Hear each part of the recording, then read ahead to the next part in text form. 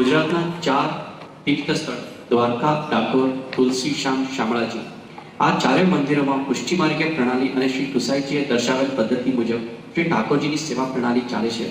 તો શા માટે પુષ્ટિ માર્ગીય વૈષ્ણવ અને સંબોધનોમાં આ તીર્થોનો ઉલ્લેખ કરવામાં આવતો નથી? કારણ કે ત્યાં મર્યાદા પુષ્ટિનો પ્રકાર છે, જગઉદ્ધારક રૂપે બિરાજે છે.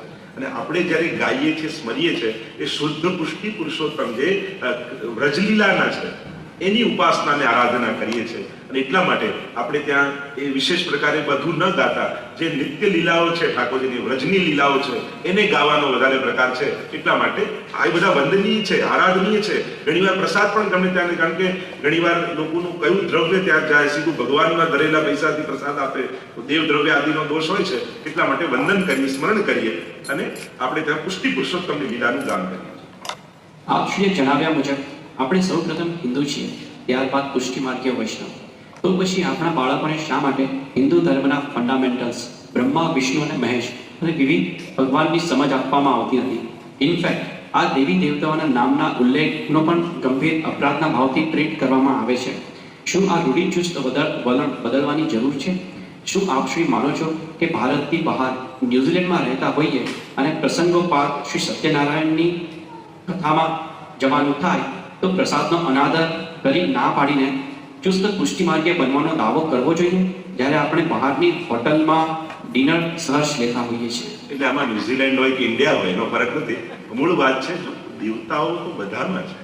આપણે ત્યાં એવું કે દેવતાનું નામ, એ તો બધું બહુ જૂનવાણી, ખબર નહીં કોણ એવો વિરોધ કરે. હવે તો કોઈ મને તો નથી દેખાયો કે કોઈ કે આ ના બોલાય, પેલું ના બોલાય. ઉલટાનું મહાપ્રભુજી યમનાષ્ટકમાં શિવ વિરંચિતે વસ્તુતે રોજ યમનાષ્ટક બોલો છો તો શિવજી બ્રહ્માજીના નામ બોલો જ છો. એટલે આ તો આપણી ગેરમાન્યતાને ખબર. કોઈ ક્યાં જૂના ટાઈમમાં કોઈ કીધું હશે, લોકો એને યાદ કર્યા કરે છે. પણ એવું હવે મને નથી લાગતું કે કેટલી વાર મહાપ્રભુજી તો બધાના નામ લીધા. તમે ષોડશસ્કંદ જુઓ તો આપણે ત્યાં તો ઉલટાનું મહાપ્રભુજી કે વૈષ્ણવા નામ યથા શંભુ, કે વૈષ્ણવતા કેવી હોય એ મહાદેવજી પાસે શીખ્યું. બ્રહ્મા, વિષ્ણુ, મહેશ જે ત્રણેય દેવતાઓ, જો આપણે ત્યાં આ ફરક સમજવાનો. પરબ્રહ્મ, અવતાર અને દેવતા. તો વંદનીય તો બધા જ છે, પણ જેમ સેવનીય અને આરાધનીયની વાત આવે કે તમે કોનું આરાધન કરો છો, તો એ પ્રકારે. બાકી બધાનો પરિચય હોવો જ જોઈએ. કારણ કે કોઈ પણ તમે કૃષ્ણ લીલા, ખાલી ભાગવતજી તો આપણે માનીએ છીએ, ભાગવતજીમાં બધાની કથા નથી આવતી છે જ. એટલે કોણ નથી શીખવાડતું એ વાત જુદી છે. આપણે કેટલું શીખવા માંગીએ. આમાં શું થાય, અહીંયા ટાઈમ ઓછો હોય, અમુક જ વસ્તુ કરવાની હોય, અમુક વસ્તુ શીખતા. હવે ભાગવતજી ભણવાનો કોની પાસે ટાઈમ છે? ગીતાજી ભણવાનો ટાઈમ છે તો હમણાં ભણાવીએ તો બધું જ આવી જાય. આપણને ટૂંકાણમાં નાનકડું થોડું જોઈતું હોય તો જે બેસિક વાત હોય એ શીખવાડવામાં આવે. બીજી વાત હતી કે અહીંયા આવીને જેમ સત્યનારાયણની આપણે કથામાં જઈએ, આ જઈએ, એવું તો ઘણા બધા અનુષ્ઠાનો છે. તમે કેટલું કહેજો, 33 કરોડ દેવતા છે. તમે બધાના ફોટા ઘરમાં લગાડવા જશો તો કયો કલર ઘરમાં, તો એ નહીં ખબર પડે. અહીંયા પુષ્ટિ માર્ગની માન્યતા શું છે? તો બે પ્રકારની વાત. એક બધામાં ભગવાન જોવા, અને બીજું છે ભગવાનમાં બધું જોઈને. એટલે અહીંયા ભેદ બુદ્ધિ નહીં રાખવી એવી સમજ છે. કોઈનો વિરોધ નથી. અહીંયા એમ છે કે ભગવાને જેમ વિરાટ સ્વરૂપ અર્જુનને બતાવ્યું અને બધા દેવી દેવતા ભગવાનની અંદર દેખાયા, તો અહીંયા એ ભાવ છે કે અમારા ઠાકોરજીની અંદર બધા દેવી દેવતાઓનો વાસ છે. એટલે અમે જુદું જુદું નથી કરતા, પણ મૂળમાં પાણી નાખીએ તો બધા પાંદડા લીલા થઈ જાય.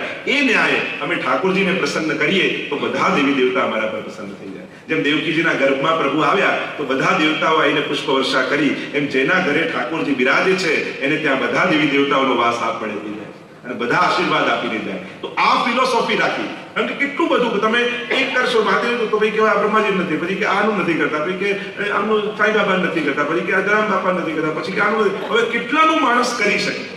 ક્યાંક તો નિષ્ઠા કઈ, ક્યાંક તો માણસે સાધના બતાવવી પડશે ને આપણે. નહીં તો જેટલાનું કરશો તો આ પ્રશ્ન તો ઉભો જ રહેશે. આ 5નું કરો છો પણ બીજા 5નું નથી કરતા, તો આપણે ક્યાં સુધી જવું? પછી 10નું કરીશું તો પછી કે હજી આ 10 કરો છો, બીજા 5નું નથી કરતા. તો એનો અંત શું? એનો અંત એ છે કે તમારા આરાધ્ય ઇષ્ટમાં એટલી શ્રદ્ધા બેસાડો કે બધાનો અનુભવ તમને ત્યાં થઈ જાય. એટલે પુષ્ટિ માર્ગમાં શિવરાત્રી આવે તો ઠાકોરજી વાઘાંબરના વસ્ત્રો ધરે છે. આપણે ત્યાં બધાની ઉપાસના છે, બધા જ સમાયેલા છે, પણ ઠાકોરજી પર છે કે મારા પ્રભુમાં બધાનો વાસ છે. નવરાત્રી આવે તો એ ઉજવાય, ગણેશ ચતુર્થી આવે તો દંડાચોથ ઉજવાય. હવેલીમાં શું નથી ઉજવાતું? જોગી લીલા થાય રાધાષ્ટમીના દિવસે, મહાદેવજી બનીને આખી કીર્તનો ગવાય, સ્પેશિયલ એના કીર્તનો છે. એટલે આ તો આપણી ગેરસમજ છે કે આપણે બધાનો કોઈનો વિરોધ નથી, બધાનો પણ અનન્યતા. જો પુષ્ટિ ભક્તિ છે ને એ ગોપીજનોની ભક્તિ છે. અને ગોપીઓની ભક્તિ કેવી? આજે ગોપી શું કરે? સોમવારે શું કરે? મંગળવારે શું કરે? બુધવારે શું કરે? રોજ જુદી રીતે જાય કે સોમવારે આને ભજવું, મંગળવારે આને ભજવું, બુધવારે આને ભજવું. અત્યારે તો લોકોને દર વારે ભગવાન જુદા જોઈએ છે. સોમવારે આ, મંગળવારે મારો ભગવાન બદલાઈ જાય, બુધવારે ભગવાન બદલાઈ જાય, જેવો વાર એવા ભગવાન. આ કોઈ શાસ્ત્રોમાં લખ્યું નથી કે દરેક વારે જુદા જુદા ભગવાન ગોતવા અને ભજવા. શાસ્ત્રોમાં એ છે, આપણે કહેતા યહ નિત્યનેમ યશોદાજુ મેરે યહારે હી લાલ લડાવન કો. અમારો તો આ જ નિત્ય નિયમ છે કે રોજ તારા લાલનને લાલ કરે. તો આ ગોપીજનોની ભક્તિ એ પુષ્ટિ ભક્તિ છે. અને ગોપીજનો, જે મીરાબાઈએ કહ્યું, મેરે તો ગિરધર ગોપાલ દૂસરો ન કોઈ. હવે તો મીરાબાઈ જોડે ઝઘડો કરવા જશો, આવું બોલી ગયા, બીજા કોઈ તમારા નહીં, ઠાકોરજી ખાલી તમારા. આપણે વંદન, એની નિષ્ઠાથી આદર જાણે. કોઈ પતિવ્રતા પત્ની હોય એમ કે હું તમારા પતિને જ માનું છું, તો એના માટે રિસ્પેક્ટ થાય કે તમને હિમ ભાવ થાય કે આજુબાજુ વાળા ફરિયાદ કરે તો પતિને જ પ્રેમ કરે, બીજા કોઈ નથી કરતું, આવું થાય. તો એ પતિને જ માને એનું ગૌરવ છે. તો આ પાતિવ્રત ભક્તિ જેમ નારદજી ભક્તિ સૂત્રમાં બતાવી, મને કોઈ તો ગ્રંથમાં બતાવો કે કોઈ ગ્રંથમાં, ગીતાજીમાં, ભાગવતજીમાં લખ્યું કે સોમવારે આ કરવું, મંગળવારે આ કરવું, બુધવારે આ કરવું. ક્યાં ગીતાજીમાં એવું લખ્યું છે? કોઈ શાસ્ત્રોમાં નથી લખ્યું. પણ આપણે બધાને રાજી કરવા જઈએ એમ થાય કે ક્યાંક કોઈથી ક્લિક થઈ જાય તો આપણે નીકળી પડે. આનું ભક્તિ છે જ નહીં. રિસ્પેક્ટ તો જીવ માત્રને આપવાની વાત છે. આપણા આચાર્યો કહે જીવ માત્રનો આદર કરવો, કોઈનો અનાદર ન થાય. બધા જ આદરણીય છે, વંદનીય છે, બધાનો રિસ્પેક્ટ થાય. પણ ભક્તિ તો ક્યાંક એક જગ્યાએ થાય કે 10 જગ્યાએ ખાડો ખોદીએ તો પાણી ના નીકળે 10 ફૂટ, પણ એક જગ્યાએ 100 ફૂટ ખોદીએ તો પાણી નીકળે. એમ ભક્તિમાં ઊંડાણ જરૂરી છે, વિસ્તાર નહીં. કેમ કે વિસ્તાર કરવા જશો ને તો અંત જ નહીં આવે. એટલે જેની પણ ઉપાસના હોય, જો તમે કોઈને પણ ગાઓ, હનુમાન ચાલીસા ગાઓ તો ઓર દેવતા ચિત્ત ન ધરીએ હનુમત સહી સર્વ સુખલી આવે છે કે એમાં ઝઘડી પડો છો, અરે તમે આવું ગાઓ છો હનુમાન ચાલીસા, ઓર દેવતા ચિત્તની ધરવાના, હનુમાનજી લેવા. પણ જ્યાં ભક્તિ કરો, જો જેની ભક્તિ કરો છો એના જ ન થયા તો પછી કોના થશે? એટલે આપ સમજો આ વાત. આ કોઈનો વિરોધ નથી પુષ્ટિ માર્ગ. પુષ્ટિ માર્ગ એટલે ભક્તિની, ગોપીજનોની ભક્તિ છે. કે ગોપી શું કરે બસ એ રીતે જે જીવે એનું નામ પુષ્ટિ માર્ગીય વૈષ્ણવ. તમને મીરાબાઈ માટે આદર છે, તમને ગોપી માટે આદર છે, તો આદર છે તો તમને એક વૈષ્ણવ માટે પણ આદર થવો જોઈએ કે આ એના શ્રદ્ધા, એના ઈષ્ટ માટે કેટલો દ્રઢ છે. એની અનન્યતા એનું પાતિવ્રત ધર્મ છે.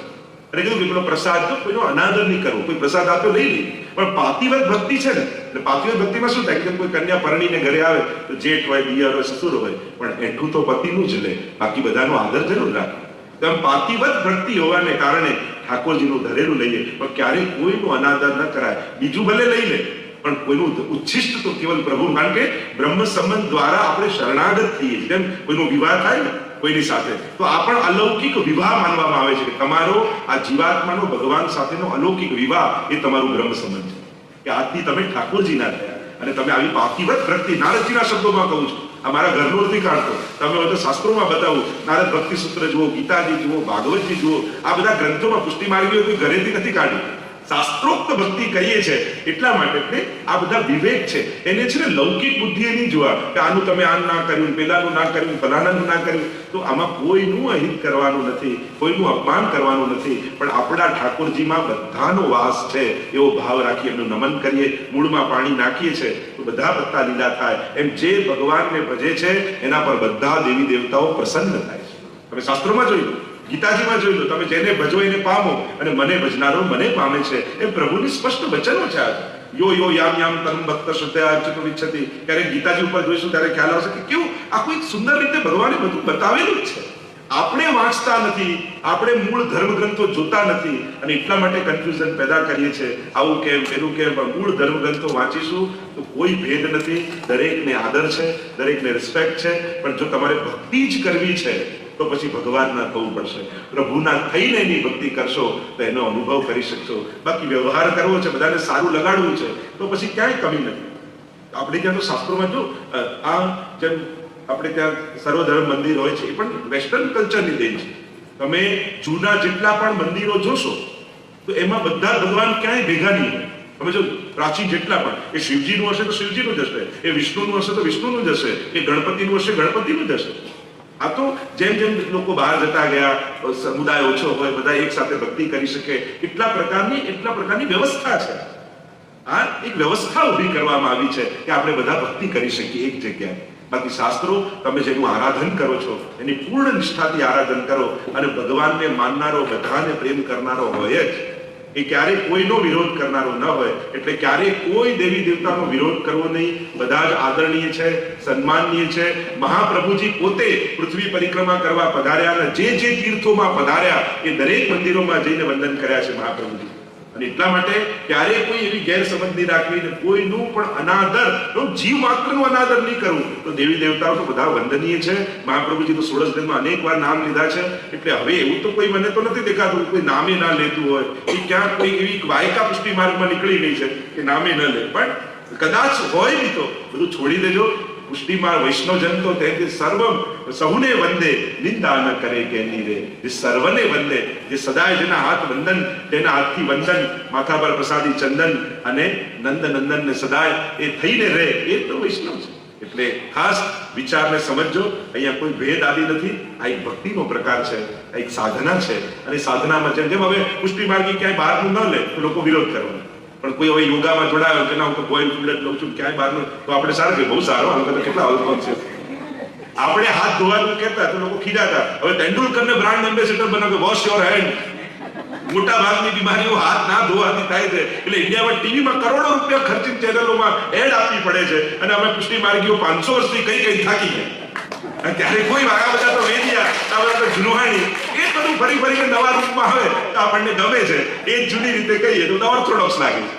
મૂળ વાત એ બધું ફરીને તો સામે આવવાનું જ છે, કારણ કે એ જ બધું વિજ્ઞાન રૂપે કે બીજા રૂપે સામે આવતું હોય છે. તો ખાસ પુષ્ટિ માર્ગ તો એવો સુંદર માર્ગ છે જે પ્રેમનો માર્ગ, કૃપાનો માર્ગ, બધાને અપનાવવાનો માર્ગ. અમારા ઠાકોર તમે વ્રજયાત્રા કરવા જાઓ ને, ત્યાં બધા દેવી દેવતાના મંદિર આવો તો વંદન થાય, વ્રજમાં વિરાજે છે, એ ભક્તો રૂપે વિરાજે છે. બાકી આખી ભાવના જ જુદી છે. એને નેગેટિવ રૂપે નહીં જોવું, એને પોઝિટિવ રીતે જોશો કે ઠાકોરજીમાં બધાનો વાસ છે, એવું ભાવ રાખીને ભક્તિ કરવી, એનું નામ પુષ્ટિ માર્ગ. ગુંજામાળા વર્ષમાં એક વખત બદલવાની હોય તો તે સમય કયો? જન્માષ્ટમીના દિવસે આપણે ત્યાં ગુંજામાળા નવી બદલતા હોય છે. અને એ ગુંજામાળાનો ભાવ ચારેય યુથોનો ભાવ છે. અને 4 રંગ ગુંજામાળામાં હોય, લાલ હોય, કાળો હોય, સફેદ હોય અને પીળો દોરો હોય. તો આ ચારેય યુથોના રંગ છે કે શ્વેત પીત સ્વામીજીનો, શ્વેત ચંદ્રાવલીજીનો, લાલ લલિતાજીનો અને શ્યામ યમુનાજીનો. તો ચારેય જાતે કહેવાય ગુંજામાળા ધરાવ ત્યારે જ તમારા શૃંગાર પૂરા થયા કહેવાય, કારણ કે ચારેય યુથોના ભાવથી છે. તો જન્માષ્ટમી ટાઈમે બદલી અને નવી કરાવી. અને બને તો સાચી લાવી. ઘણી વાર પ્લાસ્ટિક જેવી લઈ આવીએ છે, એમાં કલર ગુંજામાળા જેવો હોય છે, પણ ગુંજામાળા હોતી નથી. એટલે જ્યારે પણ કોઈ પણ વસ્તુ ખરીદો તો પ્રભુને લાયક પુષ્ટિ માર્ગી એ પ્રકારની હોવી. લોકો અમે તો નાથદ્વારા, તો નાથદ્વારામાં બધું સાચું જ મળે જરૂરી નથી. ત્યાંથી આપણે ગોતવાનું કે આપણા કામનું શું છે. ત્યાં તો બધું જ ટાઈપનું મળતું હોય. અને એટલા માટે એ ધ્યાન રાખવું. અનન્યતા અને અન્યાશ્રય વચ્ચેનો ભેદ. એટલે જેમ હમણાં મેં સમજાવ્યું, અનન્યતા એટલે એકમાં બધું જોવું, અને અન્યાશ્રય એટલે આ મારું કામ કરી આવશે, આ મારા આનાથી લાભ થઈ જશે, આનાથી મારું કંઈક ભલું થઈ જશે. એમ ભગવાન સિવાય જેના તમે થયા, એની શરણાગતિ સ્વીકારી, એને છોડી ભય અને લાલચને કારણે જ્યારે જીવ બધે ભટકતો થાય એને અન્યાશ્રય કહેવાય. બાકી ક્યાંક જતા રહેવાથી, કોઈને વંદન કરવાથી કઈ અન્યાશ્રય થતો નથી. મૂળ વાત એ લાલચ અને ભય. કારણ કે થયું કે તું જેને થવાનો તે સંકલ્પ કર્યો, તું એનોય ન થયો તો પછી તું કોનો થઈશ? તો એ ઠાકોરજીને છોડીને અન્ય પણ કોઈ દેવી દેવતા પાસે જાઓ ને તો એ લોકો કોઈ મુહૂર્ત નથી. એ જાણે છે કે તું ઠાકોરજીનો થવાનું તે ભગવાનને કીધું કે હે કૃષ્ણ હું તારો થયો, એમ પંચાક્ષર બોલ્યો છું, તું એનો ન થયો, તું લાભ અને લાલચ માટે મારી પાસે આવે તો તું મારો ક્યાં થવાનું? અને એટલા માટે લાલચ અને ભય આ બે વસ્તુને કારણે જે બીજે લાભ ગોતવા જાય કે ભગવાન સિવાય, જો અન્યાશ્રય કોઈ વ્યક્તિ કે કોઈ દેવતાથી નથી થતું. અન્યાશ્રય આપણી વૃત્તિનું નામ છે. અરે કેવળ દેવી દેવતા નહીં, હું તો કહું છું તમને એમ થયું કે આ બોસને કારણે મારું ઘર ચાલે છે એમ માનવું પણ એક પ્રકારનો અન્યાશ્રય છે. પણ એ ભૂલી જઈએ છીએ કે બોસ કોને કારણે સુખી છે? ઠાકોરજીની કૃપાને કારણે તેને મળેલું છે. એટલે દરેકમાં ભગવાનની કૃપા માનીને જોવી, એનું નામ અનન્ય આશ્રય. અને ભગવાન સિવાય મારું કોઈ ભલું કરશે એ વૃત્તિનું નામ અન્યાશ્રય. પુષ્ટ કરેલા ચિત્રજી સ્વરૂપે વિરાજતા ઠાકોરજીને અત્તર કેવી રીતે સમજવું? શું ડ્રેસ કે છબી પર અત્તર લગાવી શકાય? આ ગઈકાલે આવ્યો હતો, એટલે ખાસ ધ્યાન રાખવું, બહુ ભીનું નહીં કરવું જ્યારે ચિત્રજી બિરાજતા હોય, અને વસ્ત્રજી ઉપર જ અત્તર સમર્પિત કરવું. લાલ અને શ્રીઅંગ ઉપર કરી શકાય. પુષ્ટિ માર્ગમાં મોક્ષ અને મર્યાદા માર્ગમાં મોક્ષનો તફાવત. મર્યાદા માર્ગી મોક્ષ એટલે ભગવાનમાં ભળી જવો, જેમ પેંડો થઈ જવો અને પેંડો ખાવો, આ બંનેમાં જે ફરક છે એ પુષ્ટિ માર્ગીય મોક્ષ ને મર્યાદા માર્ગી મોક્ષ. એટલે કે ભગવાનમાં ભળી પોતાનું અસ્તિત્વ ભગવાનમાં લય કરી દેવું એ મર્યાદા માર્ગી મોક્ષ છે.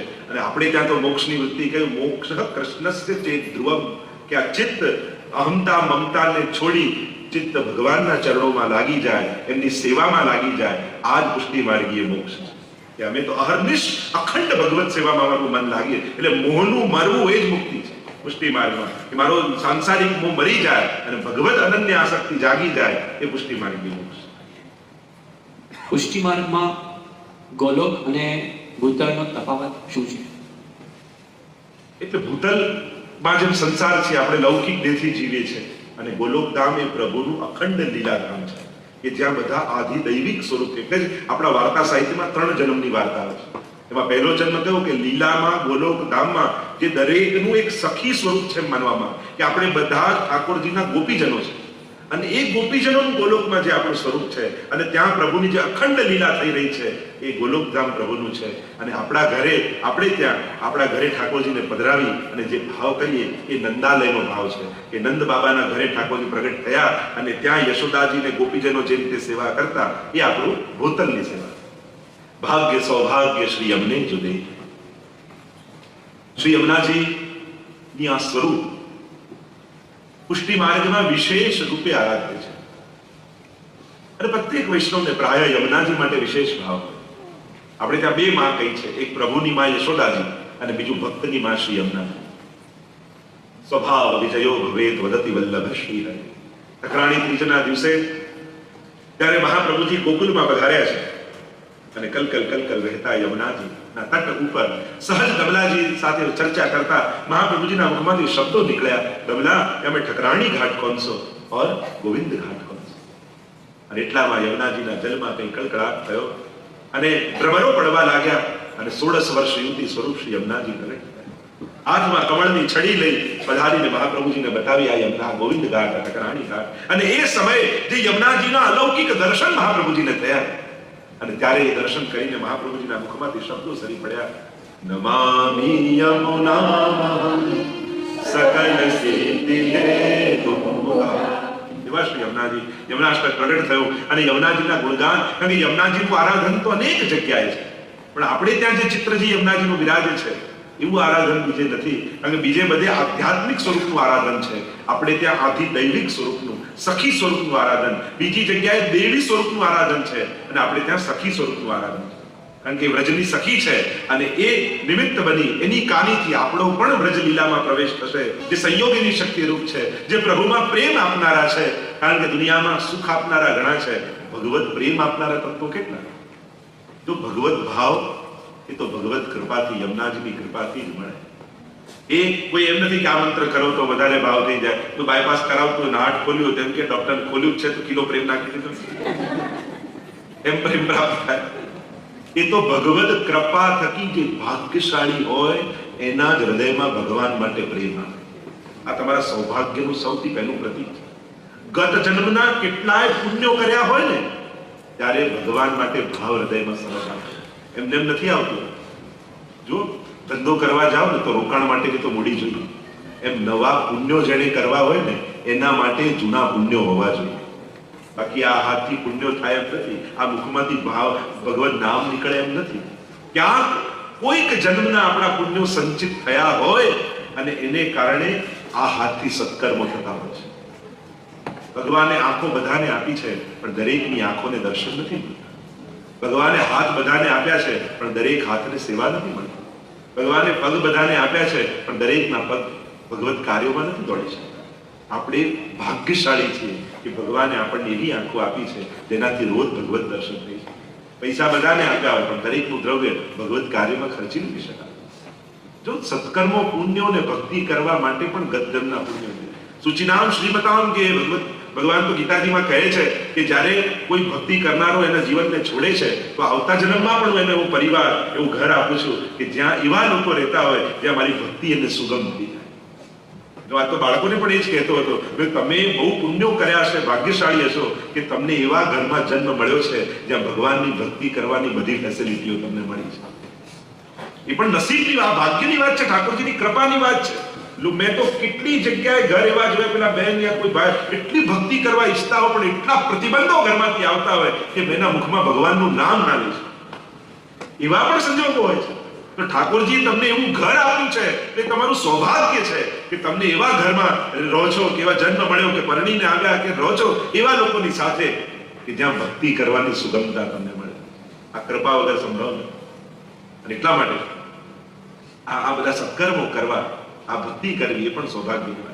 તો શ્રી યમુનાજીની કૃપા થકી, હમણાં એનો વિસ્તાર તો નથી કરતો, પણ આજે યમુનાજીનો ઉત્સવ આપણે ત્યાં માનવામાં આવે. એ જ યમુનાજી સખી સ્વરૂપે જમનાવતા ગામમાં પ્રાગટ્ય લીધું હતું અને એનો ઉત્સવ મનાવવામાં આવે છે ચૈત્ર સુદ છઠના દિવસે. પણ યમુનાષ્ટકનું પ્રાગટ્ય થયું ઠકરાણી ત્રીજના દિવસે, શ્રાવણ મહિનામાં, ત્યારે મહાપ્રભુજી ગોકુલ પધાર્યા. અને ઠકરાણી ત્રીજ એટલે જ આપણે ત્યાં ઠકરાણી ત્રીજના દિવસે કાચનો ઈંડોળો કરવામાં આવે. એ યમુનાજીના ભાવ આજે શ્રી ગુસાઈજી આપણને સ્મરણ કરાવતા કહે છે, સ્ત્રી શુદ્રાદુદ્ધૃતિ ક્ષમાય નમઃ,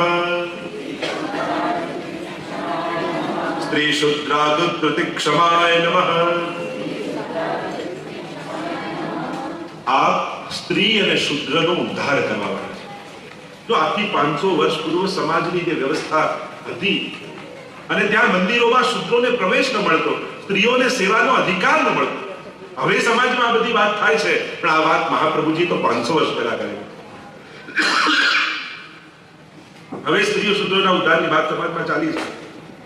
તો મહાપ્રભુજી 500 વર્ષ પૂર્વ જે ઠાકોરજી મંદિરમાં બંધાયેલા હતા અને કેવલ કોઈ બ્રાહ્મણ પૂજારી હોય એ જ ભગવાનની પૂજા કરી શકે અને બીજો વ્યક્તિ મંદિરમાં પ્રવેશ પણ ન કરી શકે, સેવા પણ ન કરી શકે, મહાપ્રભુજીએ એ મંદિરોમાં બંધાયેલા ભગવાનને કાઢી વૈષ્ણવના ભક્તોના ઘરે ઘરે ઠાકોરજી પધરાવી અને પ્રભુને સમાજમાં સુગમ કરી દીધા. જે દુર્લભ પ્રભુ હતા, એમ થાય કે બ્રાહ્મણ જ પૂજા કરી શકે, આ વર્ણનો હોય એ જ સેવા કરી શકે. મહાપ્રભુજી કહે સેવા કરવાનો અધિકાર બધાને છે.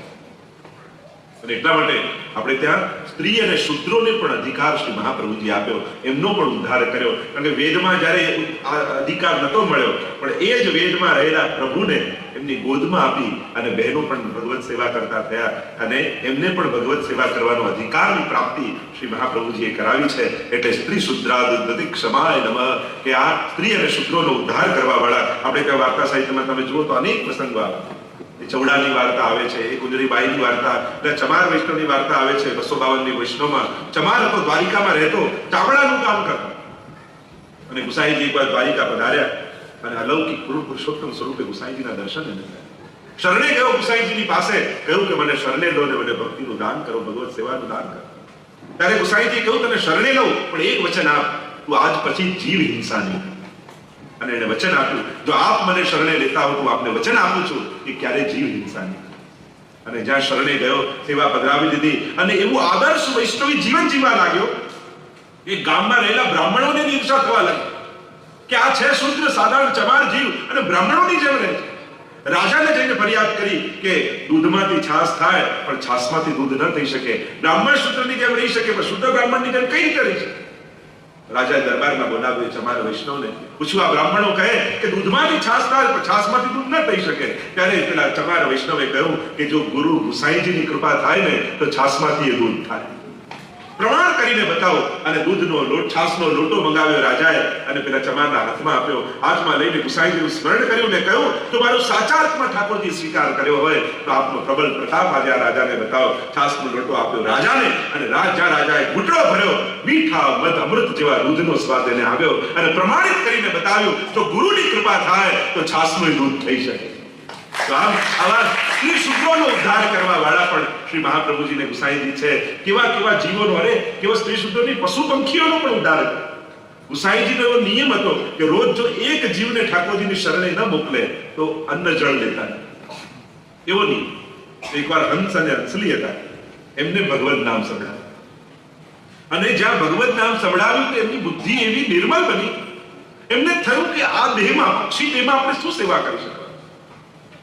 જો જેને સેવા કરવાની વૃત્તિ છે ને એને સેવા મળી જતી હોય. અને વૈષ્ણવ એ જ જેની આંખો સેવાને શોધતી હોય. કોઈ આમ ઉભો અમને ક્યાં કહ્યું છે કરવાનું તો એને સેવા ન મળે. સેવા તો શોધી લેવાની હોય, એના આમંત્રણો ન હોય.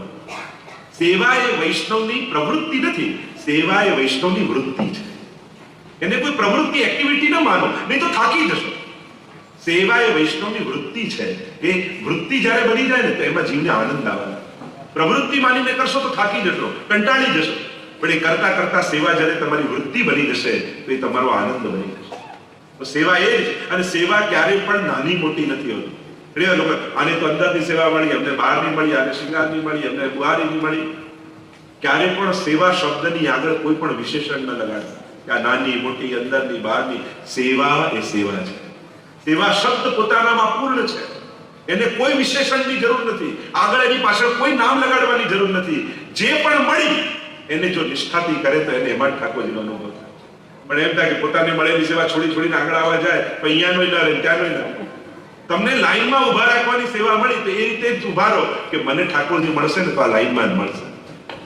તમને બુહારીની સેવા મળી તો એવી નિષ્ઠાથી કરો કે મને ઠાકોરજી મળશે તો આ બુહારી કરતા કરતા જ મળશે. પણ પછી ધ્યાન એવું રાખીએ કે ના ત્યાં ઠાકોરજી પાસે જઈને જ ઉભો રહો. જો નજીક જવાની કોશિશ ન કરો, પાસે જતા શીખો. આપણે નજીક પહોંચીએ છીએ પણ ક્યાંક ઠાકોરજીથી દૂર તો નથી થઈ જતા. નિકટતા મેળવવા, અને નિકટ વ્યક્તિ દૂર ઉભા પણ થઈ શકે છે. છેલ્લે ઉભેલો વ્યક્તિ એમ થાય કે હમણાં બહુ ભીડ છે ને હું આગળ જઈશ તો વૈષ્ણવને દર્શન નહીં થાય, અને છાનો માનો પાછળ જઈને ઉભો રહી જાય તો એ દિવસે બીજાની આંખમાં ઠાકોરજી તમને જોશે. જ્યારે પ્રસાદ લેવાનો વારો આવે ને એમ લાગે ખૂટે એવું છે, ત્યારે ખાલી થાળી લઈને અને પાછળ જતો રહે બીજાને લેવડાવી દે, એ દિવસે સાચો પ્રસાદ લીધો કહેવાય. આ વૃત્તિ જ્યારે શીખી જશો ને, બીજા ચારને ધક્કો મારીને આગળ પહોંચ્યા, કદાચ આગળ આવી ગયા પણ પાસે ન પહોંચી શક્યા. તમે ઠાકોરજીથી બહુ દૂર થઈ ગયા. પુષ્ટિ માર્ગના ગણિત બધા ઊંધા છે. અહીંયા ઠાકોરજી કૃપા છેલ્લેથી કરવાની શરૂઆત કરે. અને એટલા માટે બેઠકજીમાં જારીજી ભરવાજી ધક્કો મારી પહેલા ભરી આવીએ તો એનાથી થોડી, આપણે તો હાથ લગાવવાનો ક્રમ છે. અને હાથ લગાવવાથી શું થાય કે ચલો મારામાં તો આ અધિકાર લાયકાત નથી કે મારી જારીજી આરોગ્ય, પણ કદાચ આ વૈષ્ણવની કાનીથી, કદાચ આ વૈષ્ણવની કાનીથી, કદાચ કોઈ એ આખી લાઈનમાં કોઈ ભગવતી ઉભો હોય અને એની કાનીથી મારી પણ કણિકા મહાપ્રભુજી આરોગ્ય. આપણે ત્યાં તો કાનીનો માર્ગ છે, આડીનો માર્ગ છે. આ વૃત્તિ વૈષ્ણવી વૃત્તિ, હું કરી લઉં, હું ધરી લઉં, હું ભરી લઉં, એ પુષ્ટિ માર્ગ નથી. પણ કોના થકી, કોની આડીથી, ક્યાં જઈને તમે સેવા કરી, સેવા કરવાની વૃત્તિ ચાલતી હતી કે નહીં? પ્રવૃત્તિ તો હતી સેવાની, પણ વૃત્તિ ઘણીવાર પ્રવૃત્તિમાં એટલા બધા મશગુલ થઈ જઈએ છે કે સેવાની વૃત્તિ હટી જતી હોય છે. અને જ્યારે એ હટી જતી હોય છે ત્યારે સેવામાં પણ કોઈ દોષ કરી નાખો. એટલે આ વસ્તુ શીખી લો. આપણે તો વાર્તામાં નથી આવતું કે પેલા શેઠજી સેવા કરતા હતા ને પેલું થયું કે આ મોચીની દુકાને જોડા સેવા આપ્યા નથી, પાછા નથી આપી. અને પેલી બુહારી કરતી હતી બહાર વહુ, અને એટલામાં મહેમાન આવ્યા, પૂછ્યું શેઠજી ઘરમાં છે કે ના ના એ તો મોચીની દુકાને જોડા લેવા ગયા છે. અને પેલા સસરાજી ઉમો પાડતા પાડતા બહાર આવ્યા, અરે સેવામાં બેઠો છું ને આવું કેમ કે છે? ક્ષમા કરજો, બેઠા તો હતા પણ મન તો મોચીની દુકાને જ. તો કદાચ શરીરથી ભલે દૂર હો પણ તમે મનથી નિકટ હોઈ શકો છો. કદાચ 4 જણા ઠાકોરજી પાસે ઉભા હો, તમે છેલ્લે ઉભા આંખોમાં આંસુ લઈને દર્શન કરતા હો ને ત્યારે ઠાકોરજી કૂદકો મારીને તમારી પાસે આવી જતા હોય. આ પુષ્ટિ માર્ગી વૃત્તિ, પુષ્ટિ માર્ગી વૈષ્ણવી વૃત્તિ જ્યારે શીખશો કે જ્યારે લાભ આપીને લેવાની જ્યાં વૃત્તિ છે ત્યાં જ વૈષ્ણવતા છે. લાભ લેવાની વૃત્તિ એ વૈષ્ણવતા નથી, લાભ આપવાની વૃત્તિ. એટલે કે પ્રભુને ધરીને લઈએ પ્રસાદ, પણ પ્રભુને ધરેલું બધાને વાંટીએ વૈષ્ણવને, અને પછી જે બચે એ લઈએ એ મહાપ્રસાદ કહેવાય. એટલે વૈષ્ણવ પુષ્ટિ માર્ગમાં પ્રસાદ નથી, મહાપ્રસાદ. જ્યારે બધાને આપો અને કદાચ એ દિવસે તમે ભૂખ્યા રહ્યા તો સાચા અર્થમાં મહા ઠાકોરજીનો પ્રસાદ તમે લીધો. આ વૈષ્ણવી વૃત્તિ છે.